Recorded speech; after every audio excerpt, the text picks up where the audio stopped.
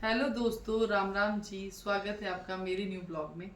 तो आज मैं एक कविता पढ़ने जा रही हूँ। ये कविता मेरे हस्बैंड के फ्रेंड है रमेश भैया, उन्होंने लिखी है और मोस्टली लिखी है जब वो शिलाई में रूम लेके रहते थे और मेरे हस्बैंड से जो है उनकी पहली मुलाकात हुई। उस टाइम से लेकर अब तक का जो प्रोसेस है वो इस कविता के थ्रू उन्होंने बताने का प्रयास किया है। मैं आपको पढ़ के सुनाती हूँ। याद आता है स्कूल का वो प्रथम दिवस, स्कूल की वो नई नई राह, हृदय में संकोच, डर, मन में पढ़ने की चाह, अनजान चेहरों की भीड़ में आप मिले तो जैसे मिली अपनों की पनाह। पहली मुलाकात में लगा जैसे बरसों का साथ, आपके आचरण ने यूं छुआ मन को तो लगा जैसे सदियों की दोस्ती का हो आभास। धीरे धीरे बदलती गई हमारी यारी, बातों बातों में धुलती गई अनूठी, नहीं, बातों बातों में घुलती गई अनूठी मिठास, आपके संग बिताया हर क्षण बनता गया खास। याद आती है स्कूल शिलाई बाजार की वो गलियां, आपसी हंसी मजाक वो स्कूल की वो हसीन कलियां।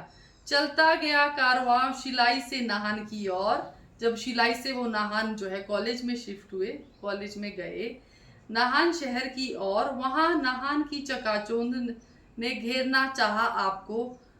चाहू चहू पर कभी किया नहीं आपने उन क्षणिक सुखों पर गौर।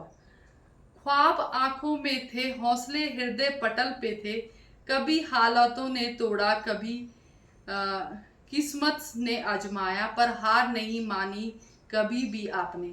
पकड़ कर कठिन परिश्रम की डोर, ईमानदारी की ना छोड़ी, आपने उच्च पद पर विराजमान होकर हम सबका मान बढ़ाया।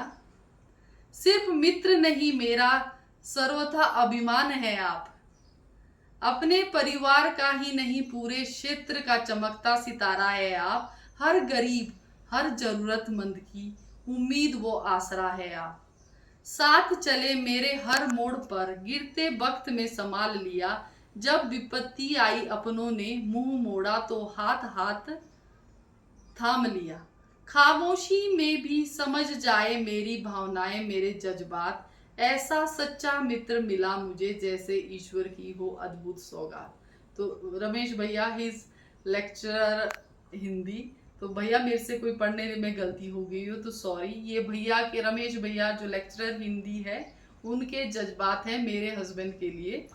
तो आपको कैसे लगे प्लीज कमेंट करके बताना। ये एक दोस्त की मन की बात है दूसरे दोस्त के लिए, जो शुरू हुई स्कूल टाइम शिलाई से और फिर कॉलेज में नाहन गए वो, और फिर जॉब तक की पूरी जो इन्होंने जो है अपना प्रोसेस जो है और अपनी जितनी भी भावनाएं हैं इस कविता के थ्रू जो है मेरे हस्बैंड को भेजी है। So thank you so much.